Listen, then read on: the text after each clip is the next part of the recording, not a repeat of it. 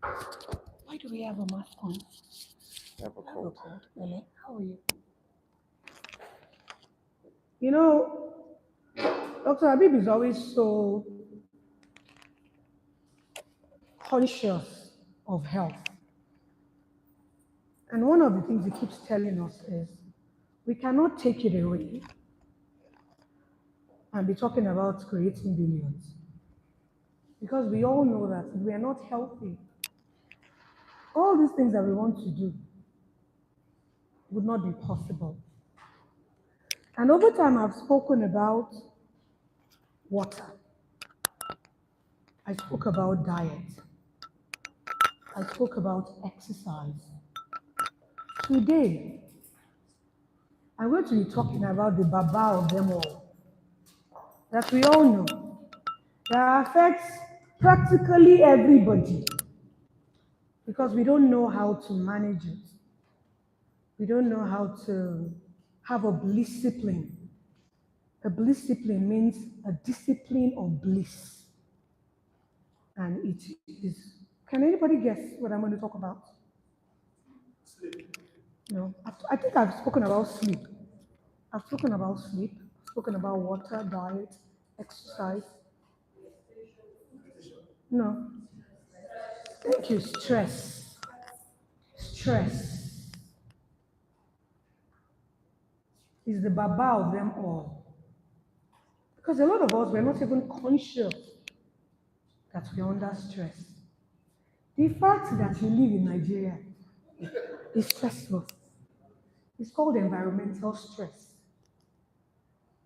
So every single one of us, we're under some kind of stress or the other. So this morning, I'm going to talk about different types of stress, how to identify them, and I'm going to keep a tab on my time so I don't eat into Mrs. Adetunji's time, and how we can manage it, the food that can help, and the things that we can do individually to reduce the stress in our life. Does anyone know what the three tripod of success is? Can anybody tell me? This is a tripod. This stand right here is a tripod. It has three legs. What are these three tripods for success? Can you please tell me? Focus, goal, and gratitude. Thank you so much. It's in Dr. Abib's book. Oh. It's the first chapter in the daily, one of the 101 daily nuggets. The three tripod of success is focus, goals, and gratitude.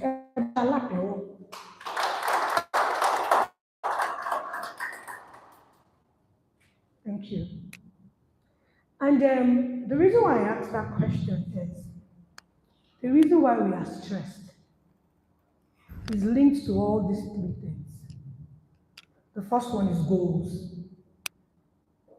We all know that we're supposed to have a to-do list, our daily goals. It is a combination of our daily goals that leads to our weekly goals, that leads to our monthly goals, that leads to our yearly goals, decades of goal, and a lifetime of goal. But it starts with a to-do list. When you don't have a to-do list, you're already stressed. You don't even know how your day is going to run. You don't know what you're supposed to do. And you're just doing jama jama. That's one. Is stress already. Number two is focus. Too much distraction. You know it. Last week, my mentor phoned me, decided to tell me how many hours I spent on social media. And he broke it down for me, 48 hours in a week. And he said you were on YouTube for, you were on your WhatsApp for, you were on Instagram for. Distraction. What is 48 hours? 2 days. Out of 7. Kiloku. When I saw that thing, I sat down, I looked at myself, and I'm like, you need to do something about this. We're all constantly distracted. And sometimes we're not even aware that this thing is eating into our time and wasting our lives and stressing us. Social media is number one stress. You get there, you see somebody you went to school with, saying she has a private jet, and you're wondering what are you doing with your life? But believe me, most of those things are fake. Don't put yourself under undue pressure. Let us focus on our focus. Follow one course until successful. This thing that we're doing, where kitty, we keep doing it, we will end up getting the results. As long as we're resilient and we're patient and we persevere and we give it our all, the results will come. Ẹ má jẹ́ ká kánjú, ẹ má jẹ́ ká ṣẹ̀gẹ̀dẹ̀ náà, you know. Some people say, okay, I'm taking my time. Sometimes they are too long. You know, you cannot let somebody stay 4 years in primary two now. Come on. As we're working on ourselves, we're progressing. We should see the progress, no matter how small. Even if the pace is slow, let there be a pace. Let us pick up the pace. Let us know what it is that we're doing. We can't just be coming in every month and we don't see what it is that we're coming in to do. We are calling ourselves generous billionaires. As I speak now, only 18 people are paid for our party. What is generous about that? The seminar that we did from January to November, that is free. We now say bring 20K, let us do party. People are doing, I'm taking my time. Gratitude. We don't do enough of that. If you think you are grateful, I better go and read The Magic by Rhonda Bryan. The book, The Magic. You will see that you are not grateful. We're not grateful enough. And that is one of the reasons why we are stressed. Because we're not counting our blessings. That is plenty. The blessings are plenty. The troubles are few. The blessings are plenty. Let us focus on the blessing. Because when we focus on gratitude, we get more things to be grateful for. But when we focus on the things that are not going right, you will get more of that. So the choice is yours. Which one would you choose? So, what is stress? It's a form of psychological and mental discomfort. A little stress is okay. A little stress can serve as a propeller, can serve as a motivation, can inspire you. But a lot of stress kills, and it kills slowly. It kills slowly, especially when we're not aware. That is why we hear things like, kò dẹ̀ sí nǹkan kan tó ṣe é o, ó dẹ̀ wá síbi iṣẹ́ ni o, and he slumped and died. Nǹkan kan ti ní ṣe é, but he wasn't aware. Please let us be aware. Let us listen to our body, because our body is constantly speaking to us. Constantly speaking. If you are always tired, your body is telling you something. You're always on the edge, your body is telling you something. We have to learn to listen. You are constipated, your body is telling you something. You can't sleep, your body is telling you something. Listen. Because you know that the two symptoms that are common to a lot of people that have cancer and all these things is lack of sleep and constipation. Because if you are not sleeping, your body is not preparing itself. If your body is not doing tune up, your engine will knock. Sleep is you know, I'm always worried when people tell me they can't sleep. They can't sleep because that is a pointer right there that there's something wrong. If you can't sleep, go and get Epsom salt, soak your feet. Just be ready not to do savers the next day because you'll sleep till the sun comes through your window. You need to do something about it and you need to ask yourself, why can't I sleep? What is bothering me? because it's not normal. Constipation is not normal. You don't go to the toilet for 3 days, it's not normal. So all those things that we think is okay is our body telling us something. Please listen. There are 7 types of stress. Number one, acute stress. This is the most common one. It's in response to a traumatic or surprising experience. Something happens suddenly. Acute stress.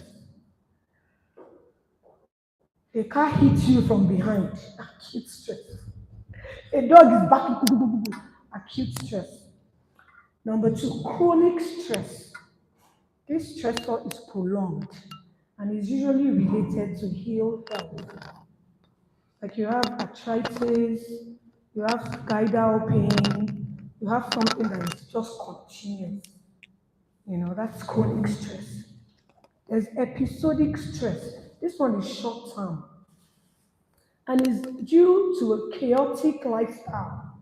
You are not organized, you are leading a busy life, everything is disorganized, you don't know where the shoe is, you know where one leg is, the other one, your room is upside down, your office is loaded with paper, you can never find anything.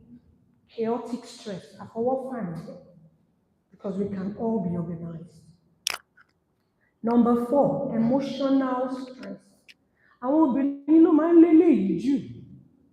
Marriage, relationship, you know, is caused by worry, fear, frustration, anger, sadness, ẹ̀yin obìnrin. Emotional stress is usually when tẹ́ bá ti gbọ́kàn sórí báyìí. Ẹgbẹ́ ilẹ̀, ẹgbẹ́ ilẹ̀. My sister's in the house. Ẹgbẹ́ ilẹ̀. Marriage is important, but your husband shouldn't be the beginning and the end of everything. Have your own life. Enjoy your own company. Don't kill yourself. Because if you do, 6 months later, you cannot handle the children. Somebody else will come in. My ladies, manage it. And you will phone. And you will phone. It is not your phone. Stay away from it. Emotional stress kills a lot of people. I had a psychiatric friend once, and she said 99% of our patients, it was a long time ago, before people started using all these drugs that they are using, and a lot of mental health issues now are they're caused by drugs. She said 99% of her patients were women. She said 90% of them were there because of a man. It's either their husband, or their father, or their stepfather. I can't avoid you. What? Number five, physical stress. Physical strain, maybe intense exercise. You know those people that you hear that it's good to exercise, and you have not exercised a long time, and then you now decide to exercise, you now overdo it. That one is physical stress caused by intense exercise, injury, or poor posture. Then number six, the one we all know, environmental stress. This one is response to stimuli in the environment. It could be pollution, it could be extreme temperature, it's too hot, it's too cold. It could be crime in Nigeria. It could be overcrowding. It could be noise. Ariwo generator causes stress. Everybody has a better pass my neighbor. Cannot even sleep. That is environmental stress. Number seven, psychological stress. This is a combination of psychological and mental discomfort. Something wrong upstairs. When there's something wrong upstairs, it's not, how would I say, it's a form of stress. It's usually caused by a combination of a lot of things. Okay, so these are the symptoms of stress and the diseases caused by stress. There's headache, there's panic attack, a stomach problem, maybe heartburn, nausea, or diarrhea. Still is diarrhea. My father of blessed memory, when anything is happening, he quickly rushes to the toilet and is there. When something is happening, that is what happens to him. He runs his tummy. So we all react to stress differently. There's chest problem, there's chest pain, I undo it. Fast heartbeats, they call it palpitation. Beep, beep, beep, beep, beep, beep, beep, beep. There's sexual problem, you know. You might be married and you're not even thinking of it. It's stress. Depression, depression. You see that depression is very common now. And the sad thing is a lot of people don't even know they are depressed. They don't know. And we think it's a stigma, it's a mental health issue. You see someone beside you that just goes, depression, A lot of people don't know. A lot of people are depressed. One of the reasons why you are depressed is you are living in the past and you are not practicing gratitude enough. So, depression, anxiety disorder, you're just anxious, you are flustered, you're on edge, heart problem, high blood pressure, heart attack, stroke, sleep problem, you cannot sleep, and cancer.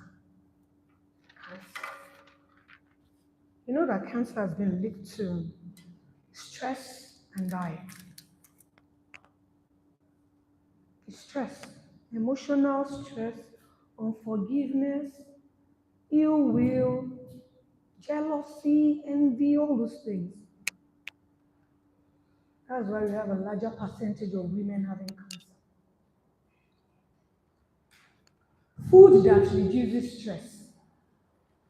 There are stress, go and eat oatmeal. Quaker oatmeal. There are different kind of oats. So there's the old-fashioned one. That one is the best. There's asparagus. There's salmon. The seafood queen is here. Ari, salmon you call money. It helps to reduce stress. It actually makes you feel good when you are eating it. So I understand what they're talking about. The dark chocolate, not the regular chocolate, though, not the milk chocolate, though, not the white one, the dark one. And we're not talking you should eat 7 bars after sitting, everything in moderation. Nuts, unsalted nut mix, unsalted, almond, cashew, pistachio, walnut, pecan, then the what's it called? The seeds, pumpkin seeds, flax seeds, all those things. They help to reduce stress. And the recommendation is a handful a day. We're all generous billionaires. You should be able to afford to buy unsalted nut mix. They sell it. Make sure it's the unsalted one, so you're not eating extra sodium. And which is the last one? Chamomile. Chamomile is a kind of tea. It relaxes you and makes you sleep well. So those are food that reduces stress. The things you can do to relieve stress. One, breathe in and out. In and out. Do you know that a lot of us don't know how to breathe properly? A lot of us do not know how to breathe properly. So you need to check breathing exercise. Most people don't know how to. And there's a place I just found out in Lagos. It's called the Happiness Center.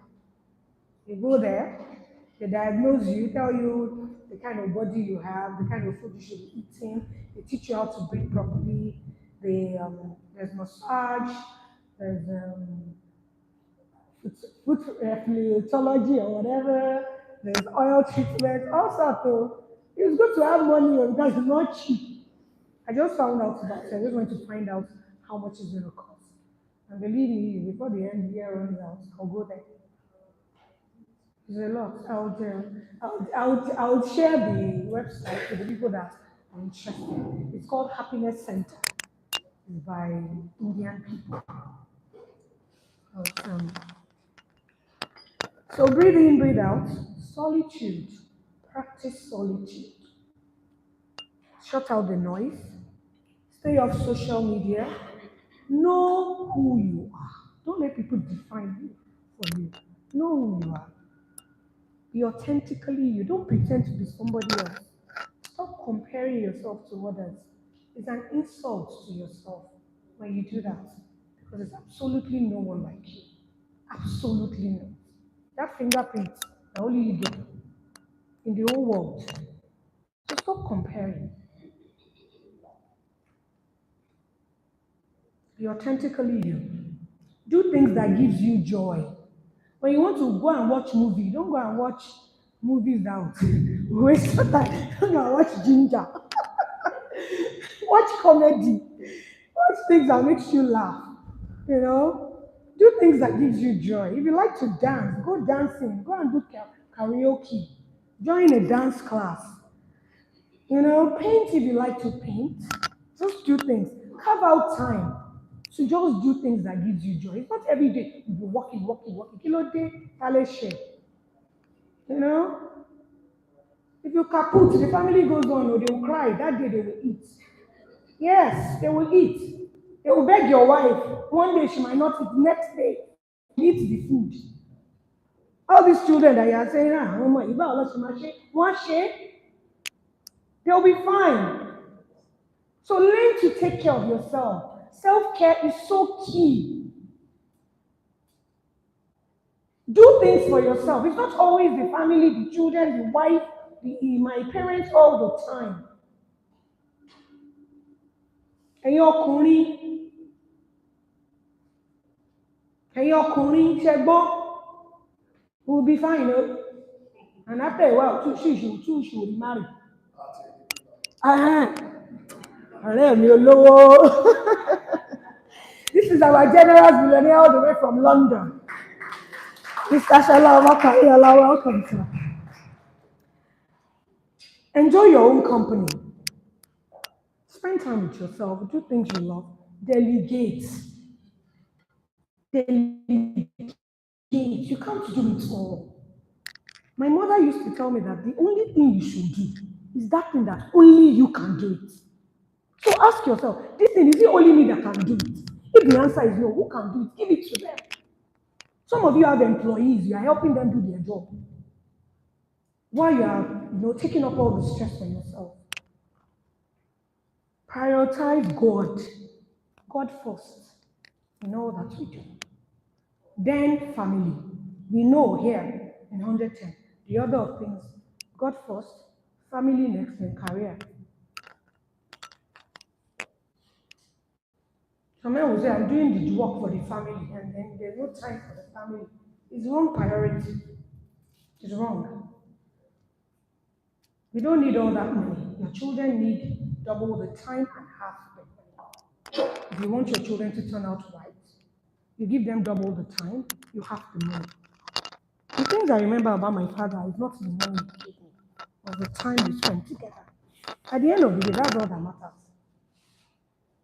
So please, let's get our priorities right. Practice auto-suggestion. Stand in front of the mirror.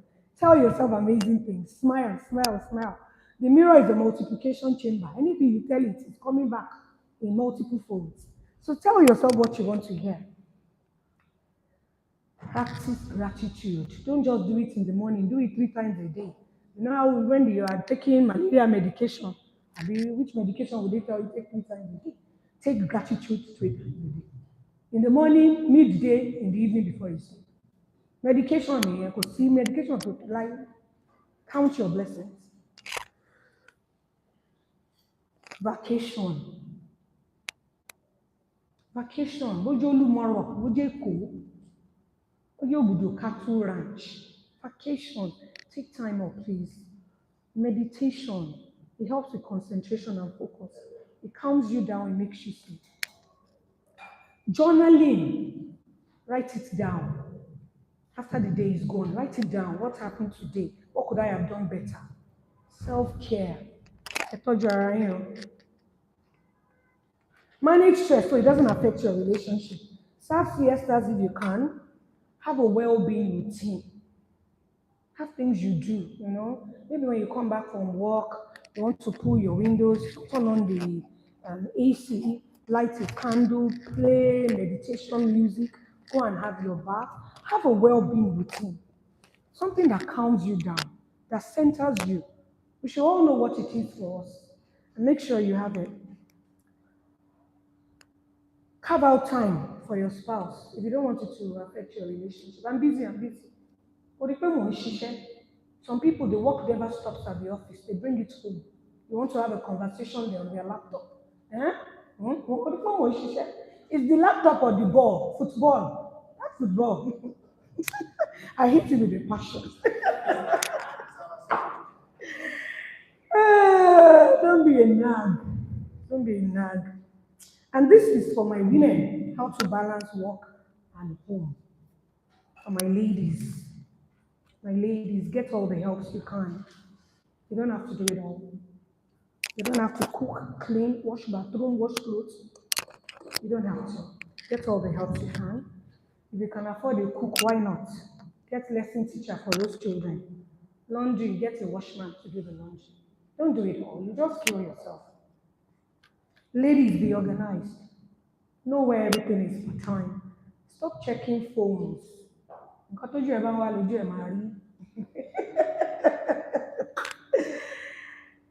Ladies, have a food timetable.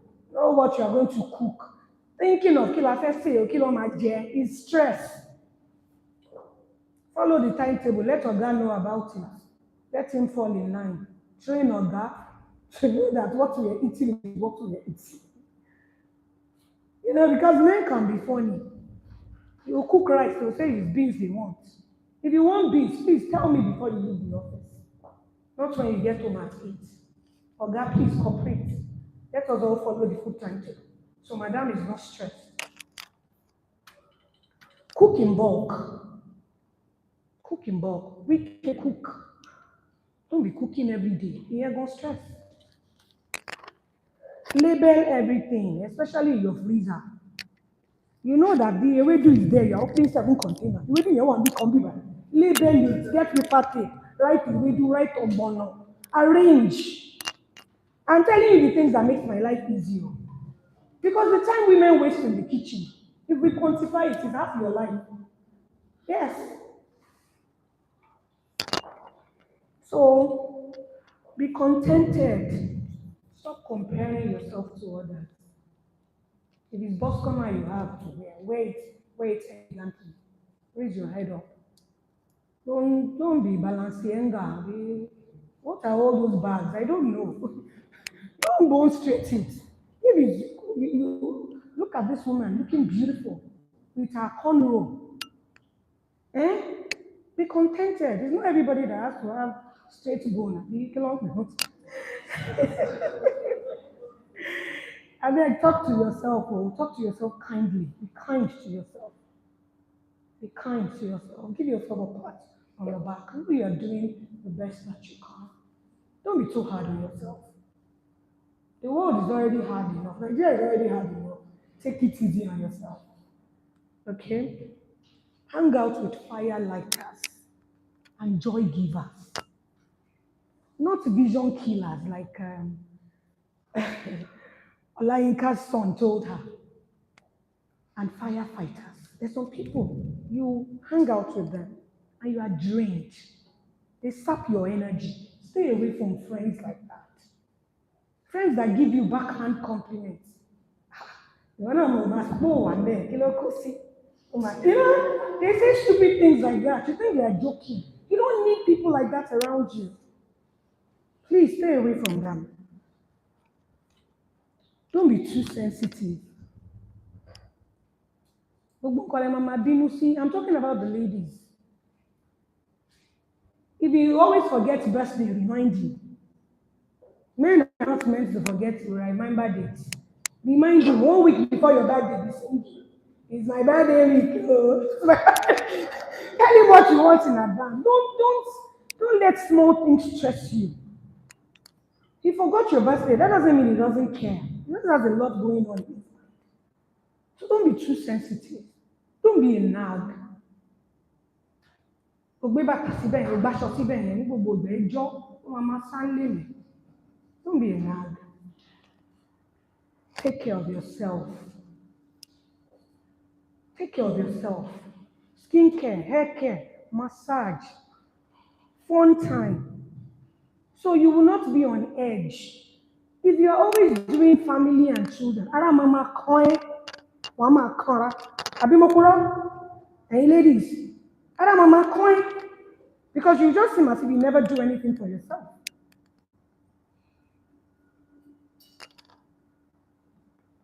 Have a life. Have a life. Don't make your husband the center of your world.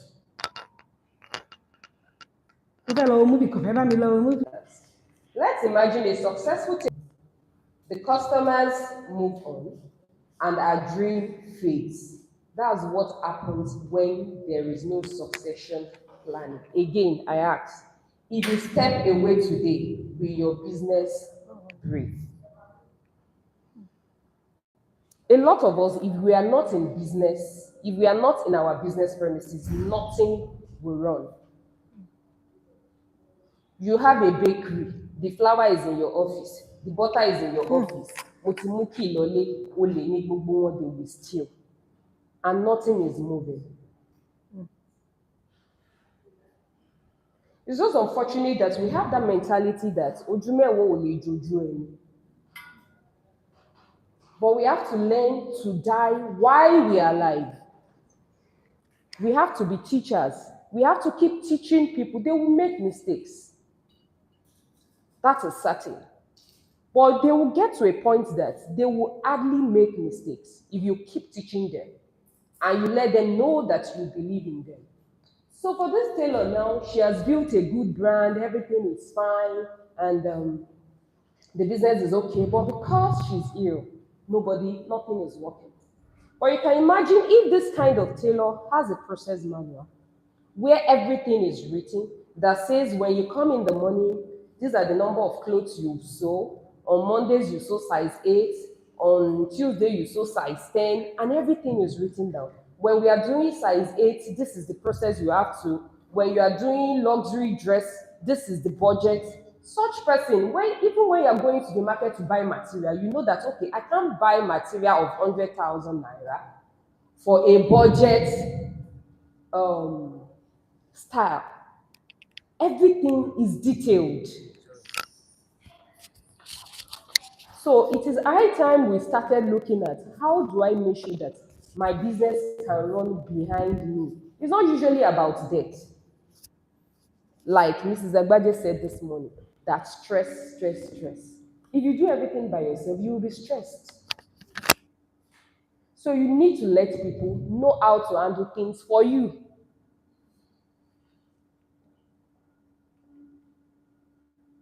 What is succession planning? Succession planning is the deliberate process of identifying and preparing someone to take over your business when you are no longer able to run it, whether due to retirement, a new direction in life, or whatsoever reason. And you know, when we are saying retirement, it doesn't mean that you are going to sit down and you are not doing anything again. Retirement, you can be retired and still be going to work every day. It's just because you are not actively involved in day-to-day activities of the business. So it is deliberate. You have to look out for it. Who fits into this thing? This is the culture of the business I am building. Who can undo it? It is not just for big companies like Dangote Group or Access Bank. Even your fashion house, your bakery school, my microfinance outfits, barbing salon, we all need it. You can imagine our seafood queen, if she's away in America enjoying her break and she just opened a store and she has just one staff there. And while she's there, they just tell her that, your girl has resigned. And there's no any other person to do it. But there is a recruiting company that can give her a staff. But there's nobody to put the person through. What happens? But if she has a detailed process of this is the things you have to do in my shop, all she will just do is call the company. I'm just saying that is even for a one-man business that doesn't even have any other person. Call the company. I need a salesperson. And once the salesperson comes, you hand over. Oh yeah, on your phone, I send you my process manual. This is where the key is. This is how I open my door. This is how I clean my floor. This is how I cut my fish. This is how I clean my fish. This is how I clean my freezers. I have 20 freezers. Clean 2 per day. But if you don't have all that, the next thing is I have to pack my bags and go back to Nigeria. So it is not all for those big companies. No matter how our business is, we have to plan it. Even if you are the only one doing it. In fact, if you are the only one doing it, it is good you start now. Start documenting because it makes it easy for you when the business is growing. Because you understand every part of the business. You are the one doing everything. There are some things, if you ask me in my office now, I don't know. But initially, I'm the one doing everything, which means I have good understanding of what I'm doing, and it will be easy for me. Once I write it down, I can transfer the knowledge at any time. So I ask you again, if you step away today, will your business still breathe tomorrow? I decided to ask this question 3 times because a lot of us, our answer is no. And for some of us, okay, it will breathe 1 week, some 2 weeks, some 6 months, but how long?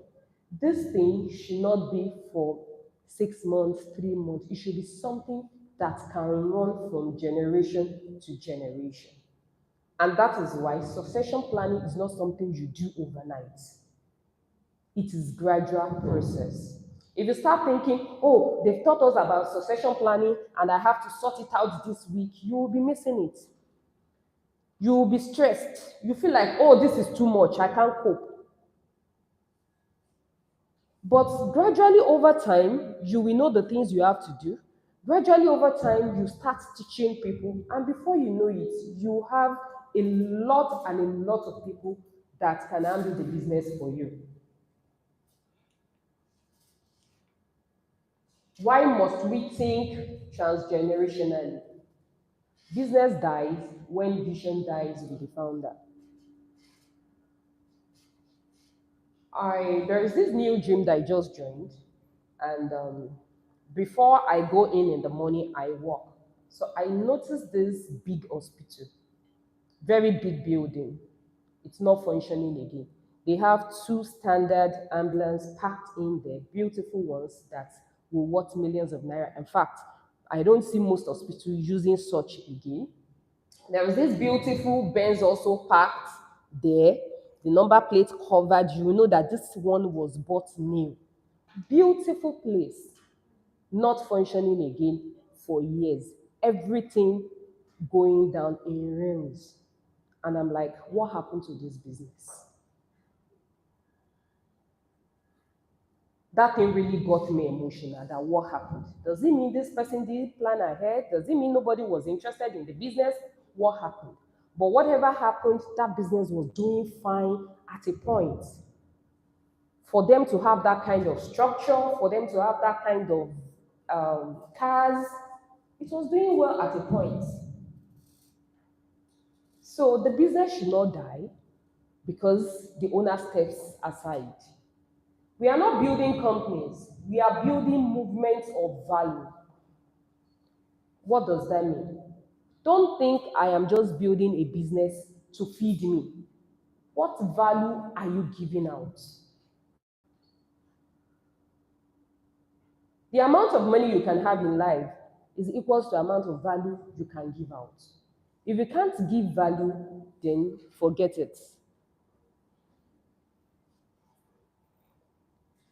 The goal, sustainable impact that outlives us. What is your goal? It is allowed when you are starting out in business to say that, oh, I just want to make money. Because most of us, when we started, that was how we started. I just want to make money. Then after that, you now start looking at, oh, okay, so what are the other goals? What do I really want to achieve with this business? Every visionary needs a successor. If you want your business to last a long time, then we need a successor. How do we go about it? Ensures continuity and investors' confidence. Why? You are bringing money to me as an institution, and there is nothing like succession planning. You get there today, I'm there. Tomorrow, I'm the only one there, and maybe few people. You will be afraid that if anything happens to this person, what happens to my money? Somebody who just gave us some funds and she said, you know why I'm coming to you? It's because the rate at which people are jackpotting. I'm afraid that that person in that place can jackpot at any time. So why is she not thinking I can jackpot? Because she knows that, okay, when we are attending to her, other managers are there that are capable, that attends to her. So it ensures continuity and investors' confidence. People that are coming to you, people that have interest in that business, people that are giving you credit facility, the people that are supplying fabrics for you and telling you to pay tomorrow. They know that, okay, if you are not available to cut the material, somebody else is there to cut the material. It prevents collapse during unexpected transition. We know that there are a lot of unexpected things that can happen.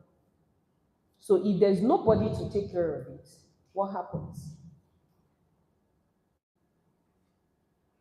I think I've had two occasions where unexpectedly I was not around and I noticed that we had good return.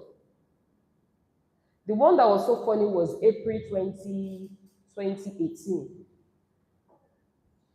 They did like times three of not what we do normally. And I'm like, am I the problem?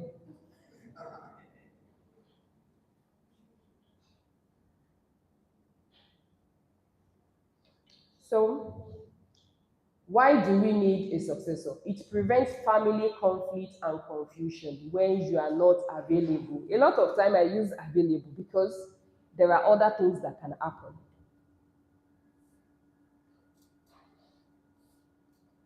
When I was growing up, there was this our landlord that had a big estate, and they were major distributor of John Holt products, MDS, and all this Milo, blah blah blah. Very popular name then, and they were really doing well. Unfortunately, the Baba died. When the Baba died, come and see commotion. Problem. They started killing each other. Why? Because there was nothing properly written that this is who we manage this. Then I will be talking about trust and will. There is no proper documentation of what are you supposed to undo. You undo this one undo this. Everybody just feel like, let me take my own piece of the cake. It allows you enough time to think on other things. Stress management. When you keep being busy in that business, you can't think outside the box. Right now, I'm always busy in the office. But the truth is, if I decide I'm not going to the office in the next 3 months, they will work. The things I do are not the things that are necessary for day-to-day running of that business, but they are important. And because I've not decided to retire, if I've decided to retire, I will get somebody else to do it. So if I don't go, they will be fine. I can be in the office from morning till evening, I will not finish it. But they are not important for day-to-day running. So we should identify those things that are important for day-to-day running of those business. Let somebody else do it. Let's teach them. Since we are still engaged, then you can do those things that are not important for the day-to-day. Then that is when you cannot decide that I'm going to happiness center to go and relax so that I can think. Because when we are stressed, we can't think. When you are engrossed with day-to-day activities, facing your customers here and there and co, there's no how you can improve on what you are doing. There's no how you can come up with new products. And the society where we are now, everything is changing every day. It protects friends and families that depend on the business. All those people that will get something at the end of the month. All this, give my auntie this, give my this, your generosity list. hmm, It can continue just because you have put succession planning in place. It sustains brand trust and customer loyalty. They can trust you. There is a woman that I always like to shop from her because her prices are good. But for some time now, I've not been going because most times when I get there, she's not opened. And I prefer shopping when I'm going in the morning because by the time I'm coming in the evening, everybody is busy. So I buy my nuts from her, and in the morning, she's not there. All because she's there all by herself. So now I don't bother again. I go to where I buy it for extra 3,000 or thereabouts. Why? Because she's the only one there. When she's not there, the shop is locked. So customers can't trust you. But when everything is in place, you know that okay, on Tuesdays, first Tuesdays of the month, I will be going for 110. I'm the only one there. I know that on Tuesday I have somebody that comes in to manage the place. Because when we are talking of succession planning, please don't start thinking like when death happens. As a one-man business, it means can my shop open tomorrow?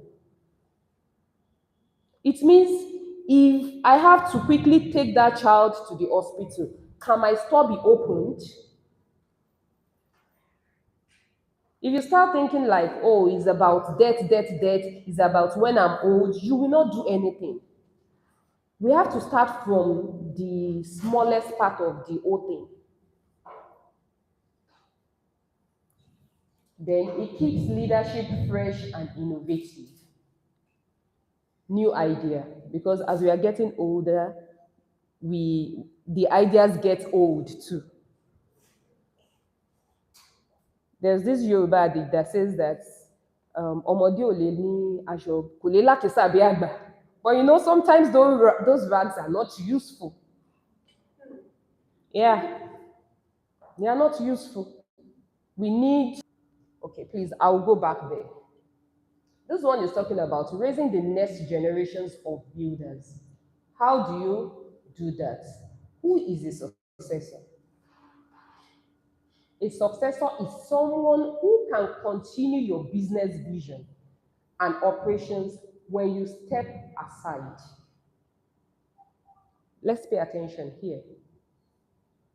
So, who and who can be? Number one, your children, which is what our mentor keeps teaching us.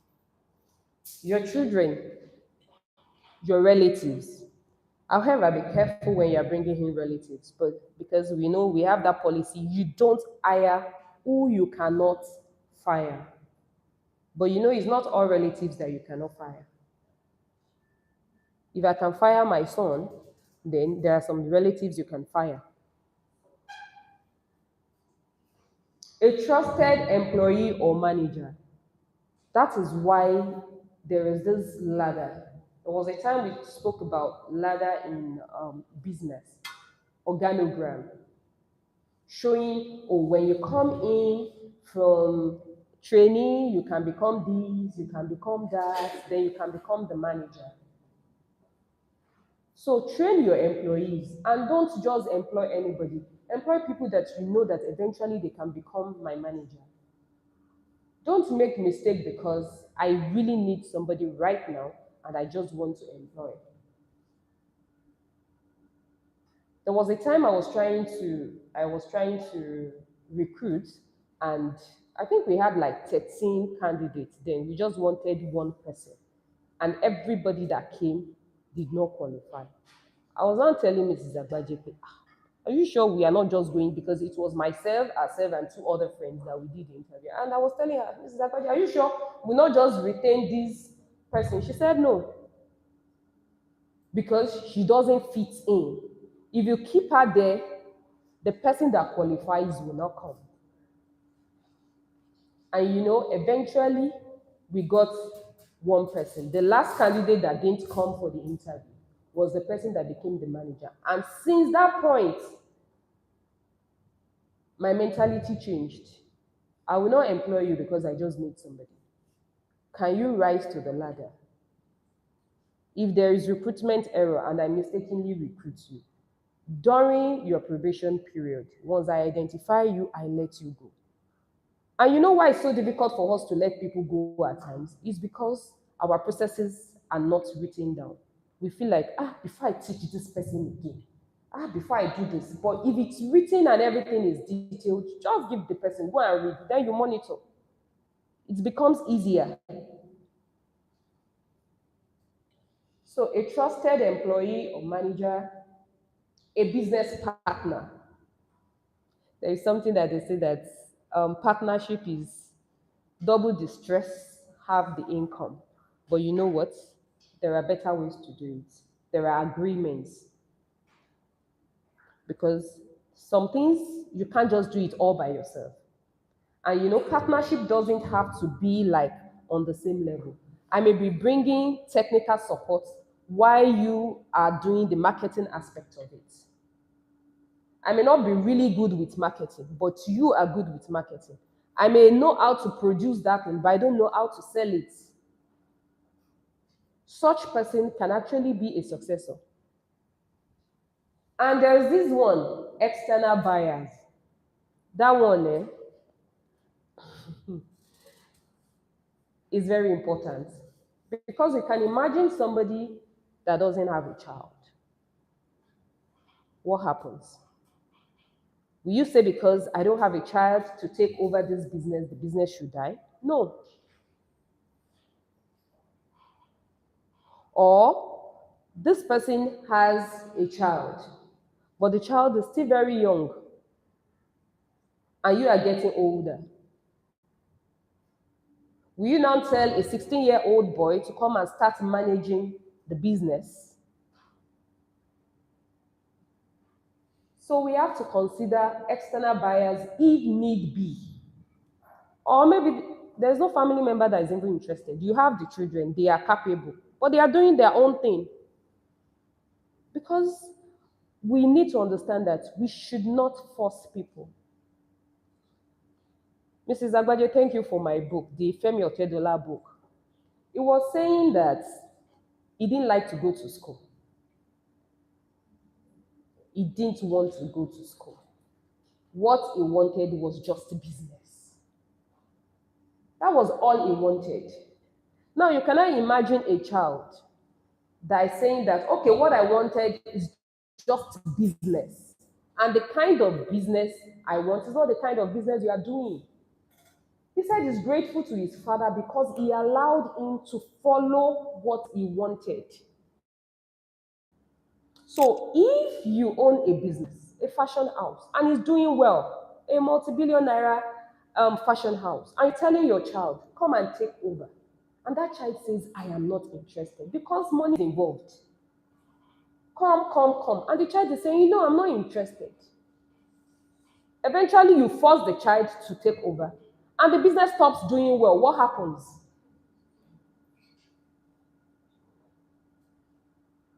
So don't try to force your children to do what they don't want to do. Let them follow their bliss while we gradually guide them. Because sometimes the bliss may not be blizzing. So please, let's consider external buyers. Then what do we do? Excuse me.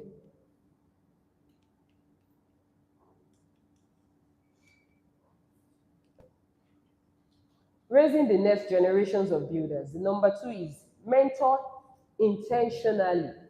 Transfer wisdom, not just authority. That person you want to choose, Is the person willing to learn? Is the person teachable? Then, leadership skills and responsibility. Give them the responsibility. Allow them to do it. Allow them to do it while you are still there. See how they are doing it. Are they getting it? If the person you are thinking, I want to put there, is not getting it while you are still there, you'll be able to quickly think about it. Maybe I need to change some things. Maybe I was wrong. So we have to look at it.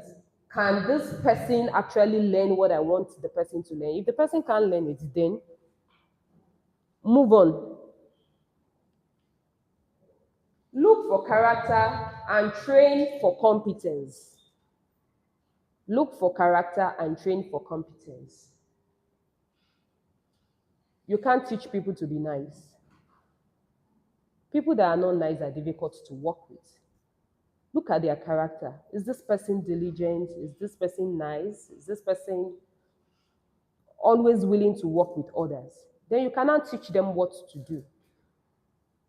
Except professional jobs that you have to go and learn in school, like you have to really learn, get certificate for it. There is really nothing you can't teach anybody to do.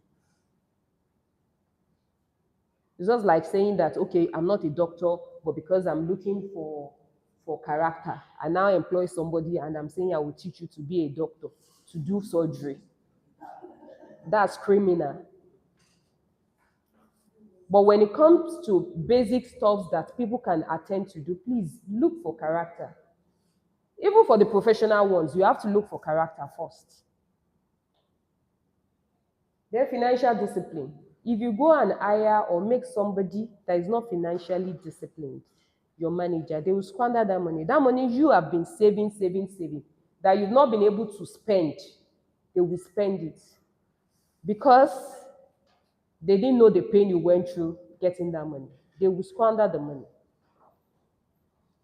Skills, like I said, if they have that, if there is somebody that you needs a specific skills, make sure they have it. Don't just go and hire a stupid person. A doctor that didn't do well in school will kill your patients. Practice shadow leadership. That is, let them continue to lead at their own level, even without a title. There is this book, Leader Without a Title. It's just trying to tell you that anywhere you find yourself, lead as if you are the oga patapata there. Lead yourself. You don't have to wait for people to tell you this is the right thing to do. So look for such people, people that you don't have to push to do the right thing. Look for people that you know that, oh, when this person is there, I can go and sleep. Steps in preparing your successor. Now you've identified the person. Oh, these are the people, these are my team, because the truth is, all your team members, you should develop them. It's just that they will be at different levels. You may have 5 people that can fit into the position of a level 1 manager, maybe 10 people that can fit into level 2. Develop all of them so that when one leaves, you know that I have other 4. Step 1, involve them early. Let them start attending meetings, dealing with clients, or managing small parts of the business. Is it your child? Is the person done with school? Let them start coming to meetings with you. I once went for a meeting, and this woman said she was a secretary to a lawyer, and they were always taking her to meetings and co and co. And one day she was in a meeting, and after the meeting, the profit sharing they did was 2 million for her as the secretary. She now said, if these people are earning this much, then I want to be a professional in that field. So when you start taking them for meetings and they start saying that, oh, so my mom is this rich, my dad is this rich, or you have to build that business to that level that it will interest them. Then they may start getting interested in that thing you are doing. But when they ask for money, you are still managing. They ask for this, you are still managing. Your car is old, everything is old. They will not be interested. So when you are going for meetings, let them go. Let them attend to customers. If you have a shop and your child is still in school, let them come in the evening to spend some time with you in the shop. Let them understand how business runs. I know somebody very close to me that said that I cannot sell anything. I don't understand. And it sounds funny to me, like, how? Because she was never exposed to it. But because a lot of us, because we're exposed to it one way or the other, we just think it's normal. It's not normal. Step two, share knowledge and systems. Document key business processes. Do you have suppliers? Put their names down. Put the phone numbers there. So that they don't have to keep coming to you. Oga, we want to buy tissue. Where do we buy from? Put the contact there. Put the phone number. In fact, after putting it down there, they will still come back to you sometimes. We've been calling the person, he's not picking. I don't have magical call.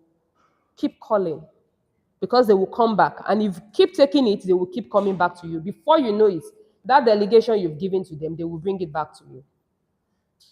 So put the contact, maybe even artisans, people that help you with stuffs, repairs in your store, put the numbers there. Let them call the person. Account details, is there anybody you pay regularly? Is there any license that needs to be renewed every first of the year? Put it there. Put the dates. Do you have password? Do you have vaults? How do you transfer password to password? When we first started, that was the last time I got to know the number of our vault. I don't know the combination again. And one single person can't know the combination.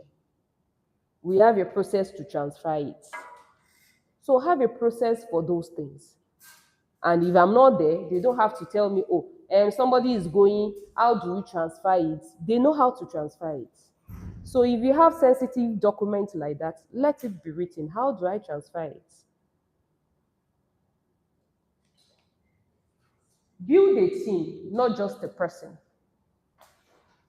If you are gradually growing and you have a lot of people, not just one, not just two again, then build the team so that you can pick somebody at any time.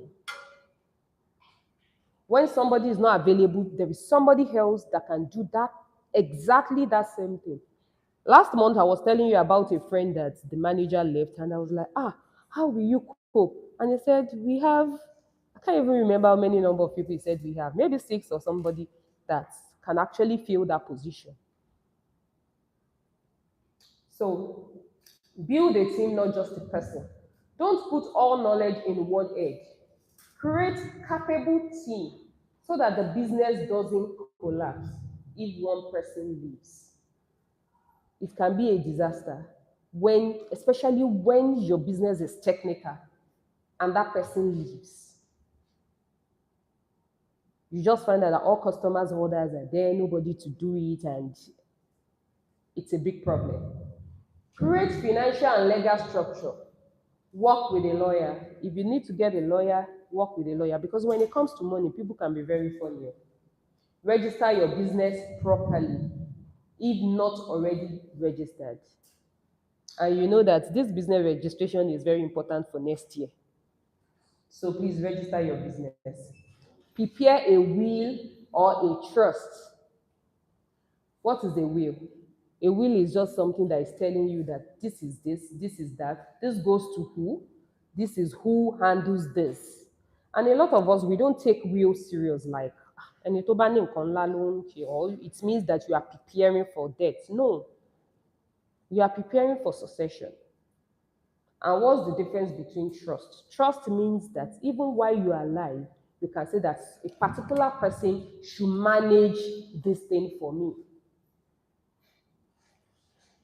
Consider forming a board of advisors. It doesn't have to be professionals outside there. It can be friends that you trust.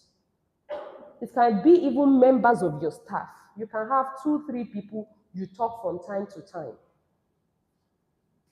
And please, when you are making decisions, please explain in detail.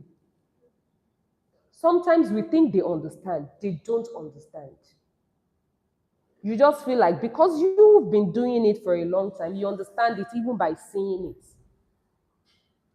There was something that was happening in my office, and when the marketers finished meeting last yesterday, they came to me.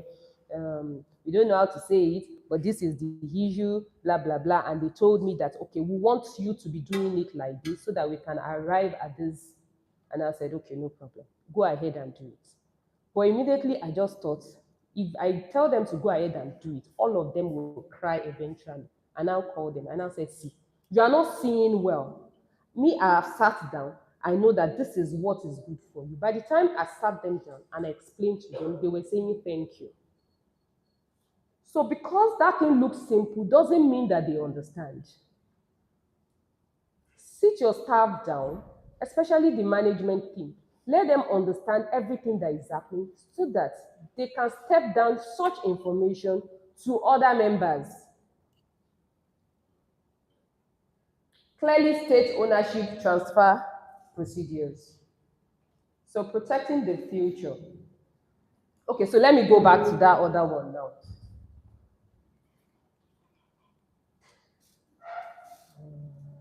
Okay.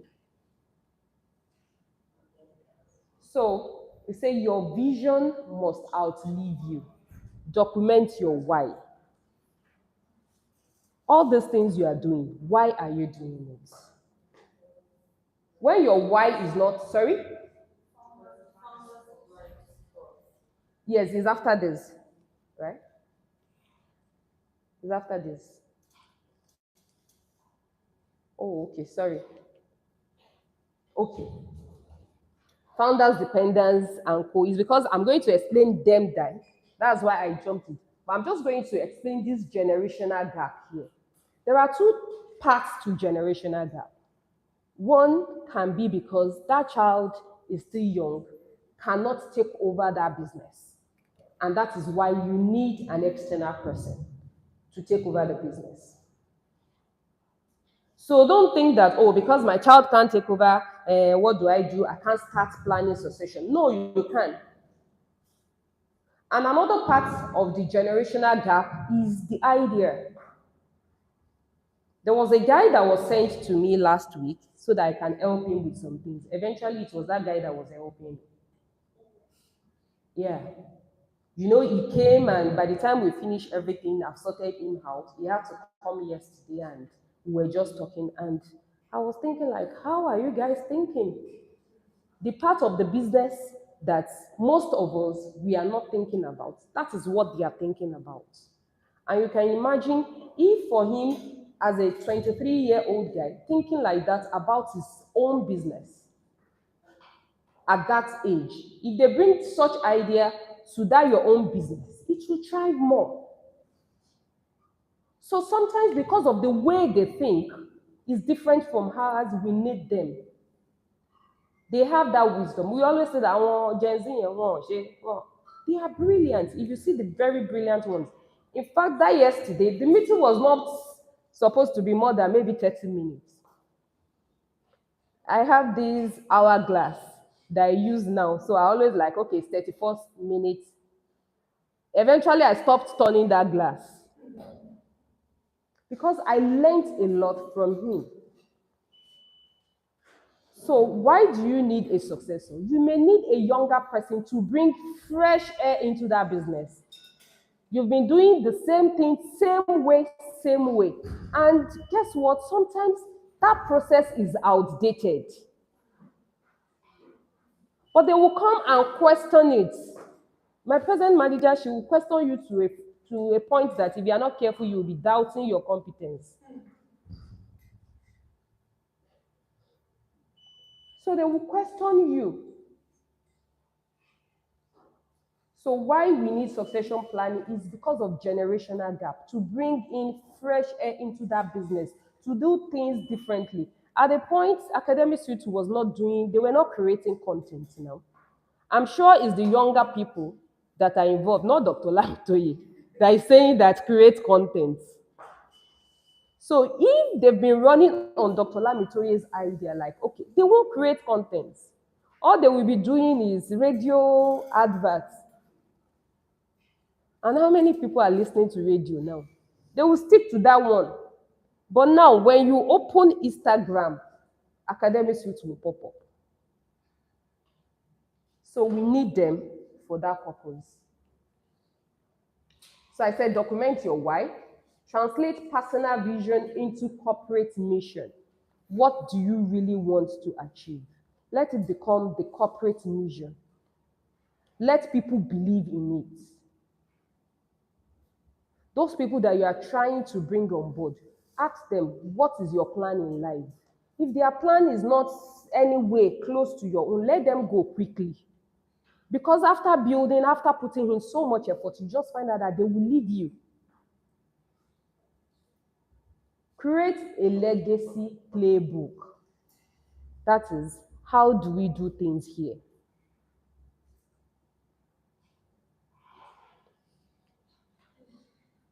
System over personality. A business that depends on your presence is a job, not a legacy. So make sure that it doesn't depend on you.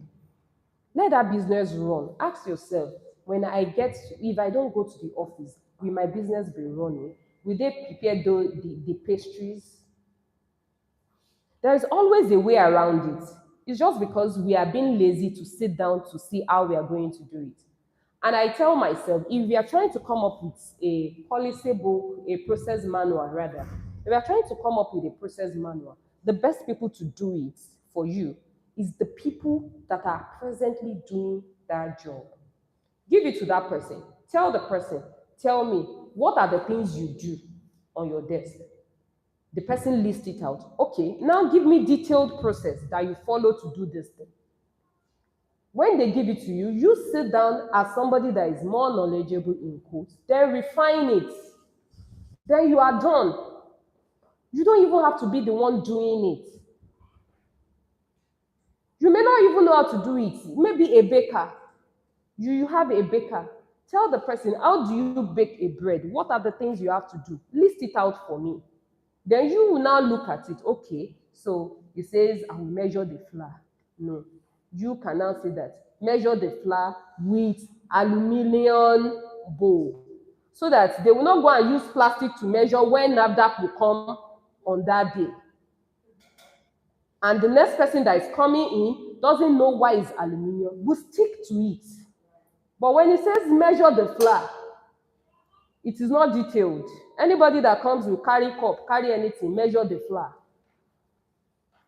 So you can actually use those people that are doing that job presently to create your process manual. And don't try to create it overnight. Give it time, because issues will unfold. Things will happen. I was at the reception of Academic Suite and I was seeing that blah, blah, blah, the means of identification that is important are this. You know, a lot of hotels, when you go, they may not even ask you for your ID. You are registering or you are booking online, they may not ask you in Nigeria. But there must have been, and I've not seen that there for a long time. I'm sure there was something that happened that made them feel like you must bring valid means of identification. So it doesn't end. You keep changing it. You keep improving on it. When something happens today and you have to sort it out, then you know that this is another policy we have to include in our handbook. When something new happens, you just, rather than when it happens again, trying to think, what are we going to do? Because they've involved you already. Write it there, add it to it, keep editing it. Build governance framework, policies, and accountability. I just spoke about that. Automate, okay, accountability, who do you report to? Who is checking? And control is very important. Control means who is checking. Because when you give people, when you delegate to people, and you are not checking, they may not do it. You will tell them something now, and they will still do the opposite. But when they know you will check, there is a control person that keeps checking to make sure everything is done, then the right thing will be done automatically after some time. When it's not done, possibly a mistake. Automate and delegate key operations. Let it just be like it flows smoothly. I don't have to go and tell you, you have to do this. Then, sometimes um, because there is no punishment, we don't do some things. At a point, I was finding it difficult to get reports every Friday from the marketers. So what did we do? We tie it to their pay. Part of their pay was tied to the report, which normally I know will still pay you. But then, if you don't send that report, you will not get paid. Now, nobody forgets, it's now automatic. They are used to it. They are used to it. So sometimes you may have to put a kind of reward or punishment to make people do certain things. When we were in a big complex, there was a day that they were jokingly saying that Ansbury people, you can't see them coming in by 8. That by 8, they are settled. They were complaining about some people that came in at the time. They now said, no, don't involve Ansbury. It can't be them. They will be in their office by then. We didn't get there overnight. It was because we know that if you get to the office at so time, so thing applies. So make sure there is control. When you are saying you have to do it this way, then there should be control. Somebody checking, is it done? Don't just assume because we said do it this way, they are doing it.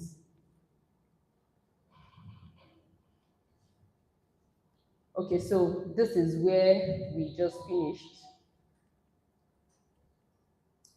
So we said protect the future financially, separate ownership from management, that you are the owner of the business. Doesn't mean you have to be the manager. The management may be totally different. So separate it. Create clarity, true will, trust. Okay, I've done this. Preserving the soul of the business. There is this something that one of our managers used to say when she's recruiting and she wants to give me feedback. She will say that she looks like us. She looks like us. She starts with that. She looks like us. What does it mean by she looks like us? Because there is something that is written that, okay, even the appearance, the person should look this way. So, what is the DNA of your business? Codify the company's DNA, how decisions are made, how people are treated, how success is measured. Sorry? I didn't talk about which one. Oh, oh, I'm sorry. Secure funding and where is that? Uh,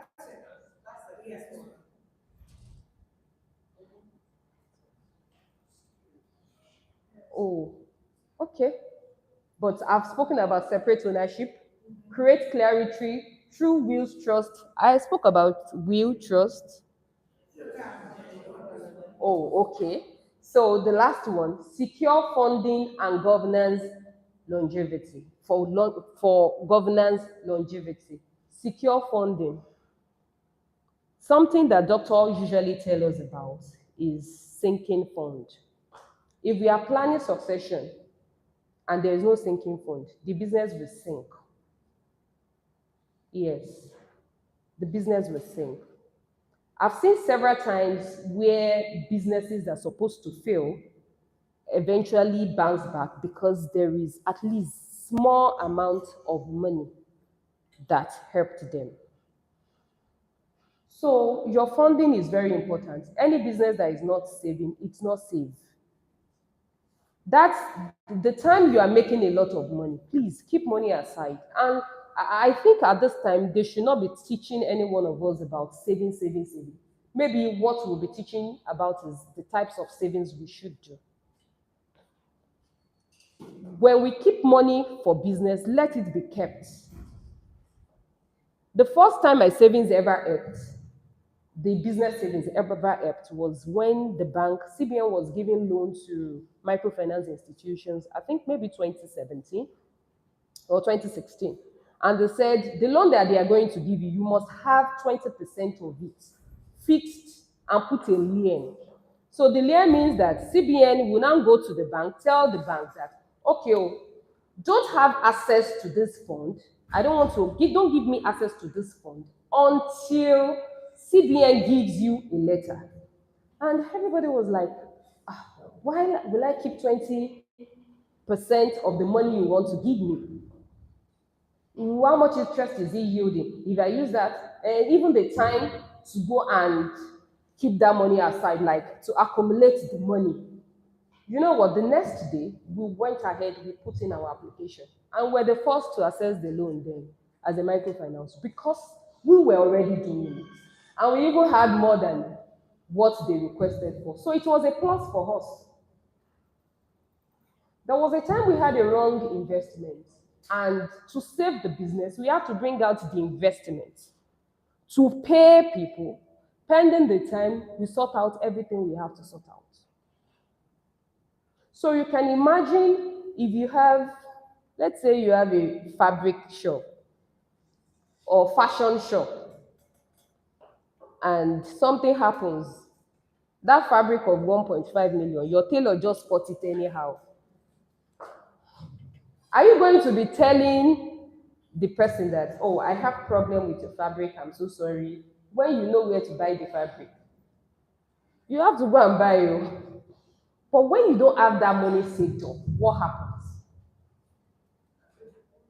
In fact, if you now tell that tailor, that customer eventually, after maybe long time, that you know this happened to you, and they be, ah, you didn't tell me, the person will respect you more. The person may not necessarily refund you, and guess what? The person may even refund you, or the person will refer more people. Like, at least I didn't hear any story that touches the heart. So we need to really, really take sinking fund very seriously. My younger friend, I said, came around and 30 minutes meeting turned into hours. Just walked in. Adebayo, you are welcome. He taught me so much yesterday. Thank you.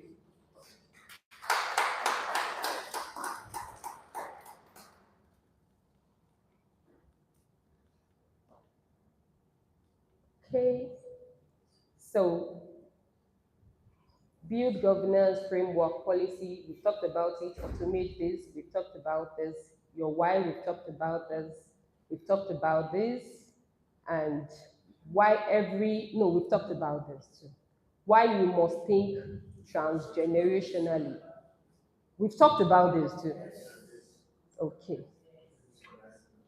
Succession planning. That's the beginning. Sorry. Oh. I don't know. Is it me that is pressing rubbish or these things just doing anyhow?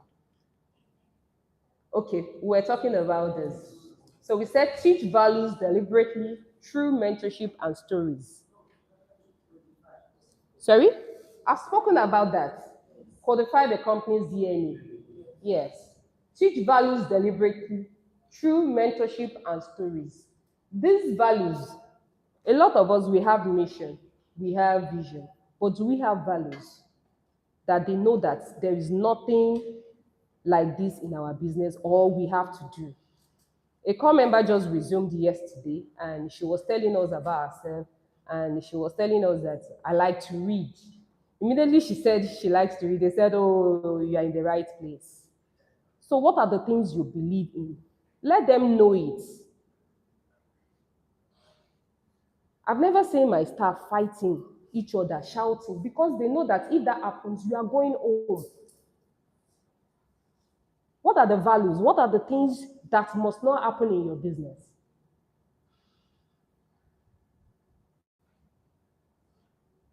Let your staff know that you can't use small Congo to measure what is not.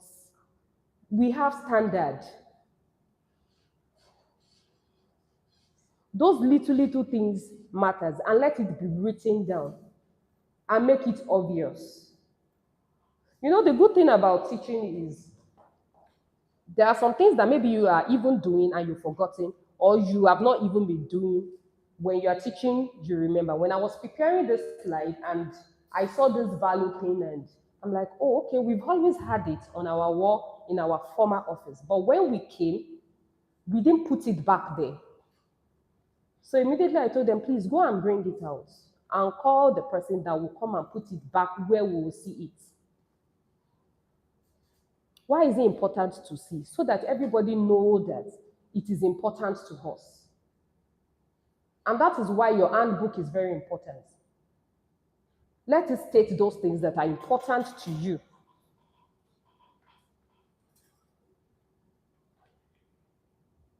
From profit to posterity, generational thinkers plan decades ahead. Let's stop thinking about the business like what it is today. The business can grow, and it will grow if you let it grow. So when it becomes a business employing 10,000, what is it going to look like? And you don't have to wait till then. Mrs. Agbaje said that she has a, what's it called? That thing they use to check BP for our staff. And they check their BP. For her, that is where she is now. But for somebody that has thought like that, you can imagine when she has a big business, she'll start thinking of having hospital for her staff. So I'm sure by the time she's writing the plan for 10, 20 years, she will have something like that.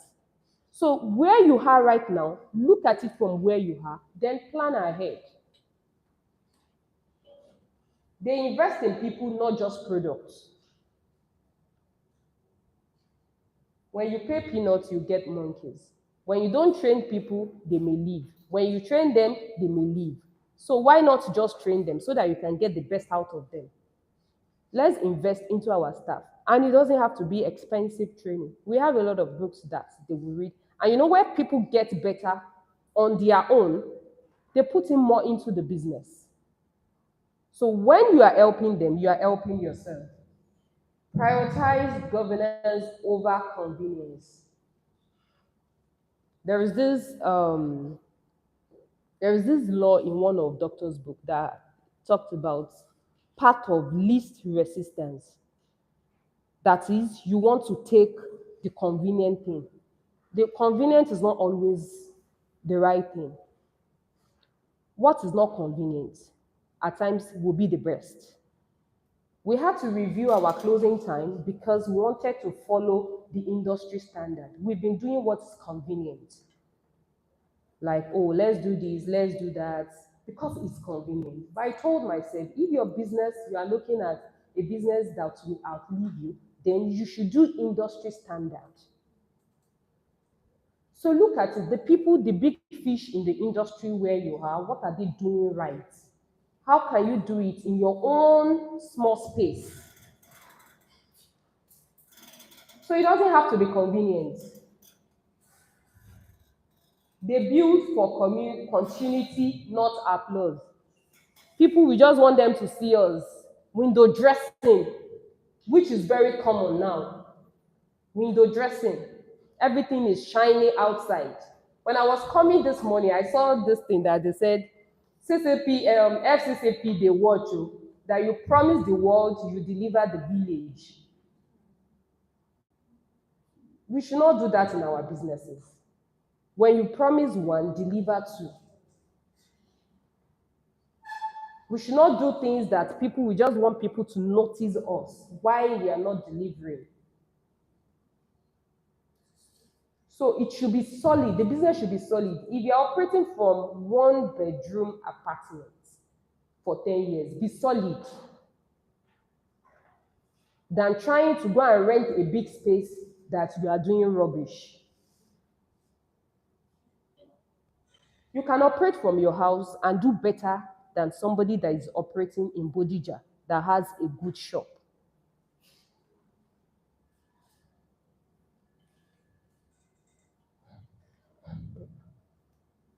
The legacy blueprint. So this is what we are going to do after now. You are going to write your vision and values. What am I planning to do with this business? This business that I've decided to put my life into it. What am I planning to do it? What do I want to achieve? What are my values? What are the things that governs the way we behave? What are the things that governs the product I deliver to the market? Identify key leadership roles. Who are the leaders? What are the things they're supposed to do? Do I need operations manager? Do I need baking manager? Do I need cutting manager? Identify everyone. Spot and groom your successor. You know, we've spoken about how to spot one. So go ahead and spot them. Who are the people that fit into this? Establish a board or advisory team. I told you, your staff, the ones you trust, can be part. Your friends, your mastermind members can be.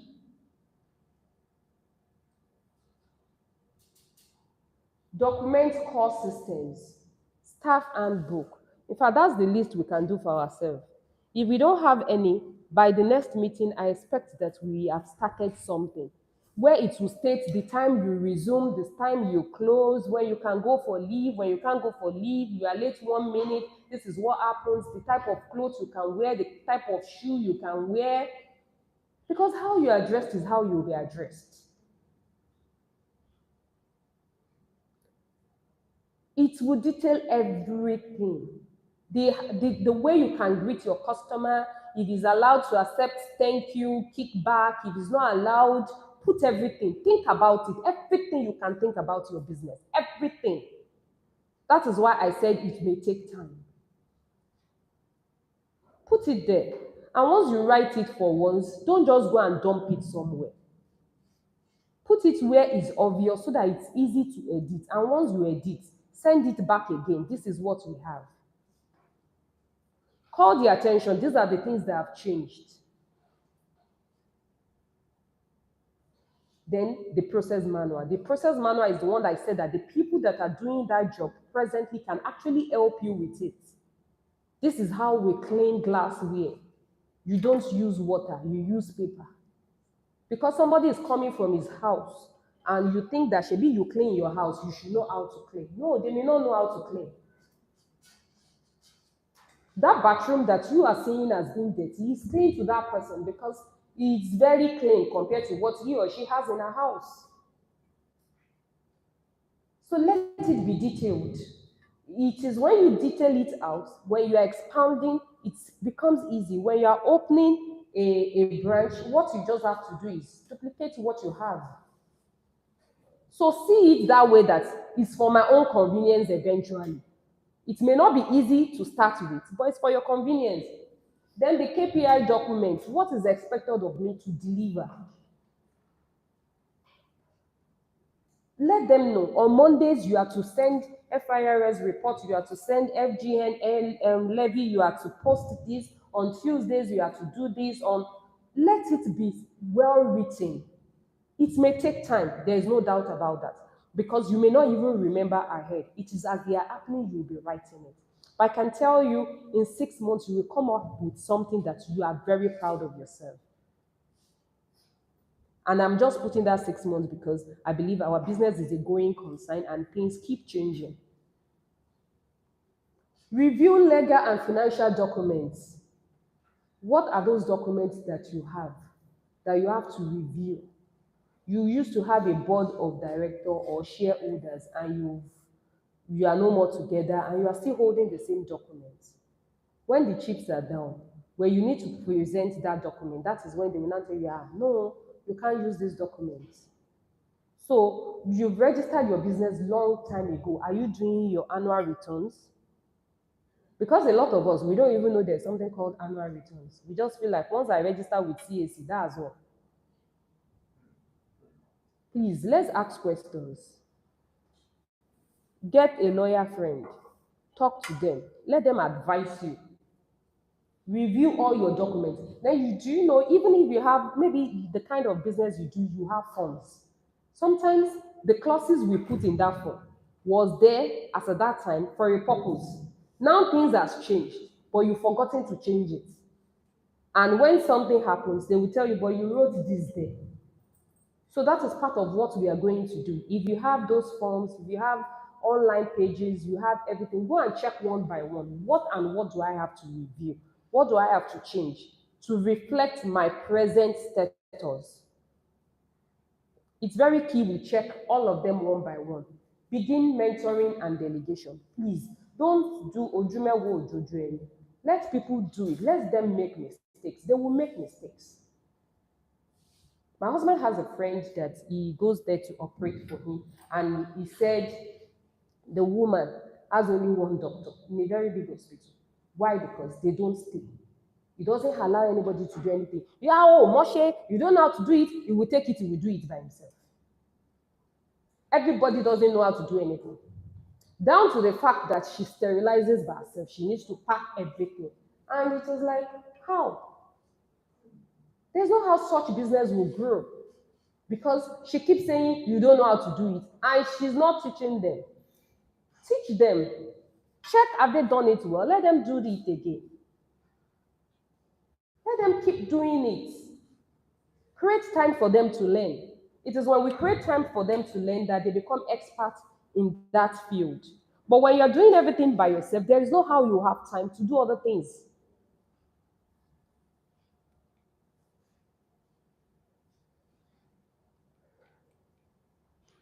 If your business was a tree, what roots are you planting for it to survive the next storm? What are the things you are putting in place? What are the things you are trying to do? This class is for us to reflect and go and think about that business we are doing, that we are carrying about. What are we doing? When the storm comes, can this business stand? And I tell people that your goodwill also matters a lot. When you are building your business, build your goodwill. Let people be able to close their eyes and say that, no, this business will not do this. Even when you have done it, let somebody be able to say that I am sure it is an oversight. Because storm will definitely come. But how prepared are you for that storm is what matters. Who is learning to water it when you are gone? That business you have labored for all your life, 30 years, 40 years, you keep going to that business and it's doing fine. Do you actually want it to just go down the drain? Don't you think it would be nice if other people can still continue benefiting from it? Those staff that their children was able to go to school because you are paying them. Those people that are buying your product and they feel like, oh, this is the best product I can get in town. Don't you know you'll be doing them a disservice if that business goes down like that just because you are not there? So it shouldn't be just because of me. It shouldn't be just because I want to make money. It should be because we want to serve humanity. It should be because we want to add value to life. Because there's something called self-actualization. Self-actualization is when you get to a point that your dream is beyond you. That is when we self-actualize. That is when people are benefiting from who you are, from who you were, from the things you were able to do. Now there is light. We can sit here because somebody invented it. There is GSM. We can speak anywhere because somebody invented it. They have made life easier for you. So what is your business doing to make life easier for people? You are not successful until your absence doesn't stop progress. Some people will think that "Tí mi ò bá ti sí ńbẹ̀, kò sí nǹkan kan tí wọ́n lè ṣe," and they pride like, no, it's wrong. Let them be able to do things when you are not there. Legacy is not an event, it is a daily decision. Start your succession journey now. Build with posterity in mind. Thank you. Thank you. Thank you. Thank you. Please let's have our seat. Thank you. Please, do we have any question? Do we have any question? That means I did. Thank you.